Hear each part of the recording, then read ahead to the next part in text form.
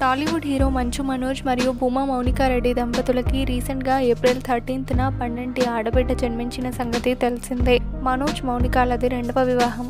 వీరి పెళ్లి last year March 3న జరిగింది. ఇక తమ కూతురికి ఈరోజు నామకరణం వేడుకని గ్రాండ్గా నిర్వహించారు మనోజ్ దంపతులు. పాపకి దేవసేన శోభ అని నామకరణం చేశారట.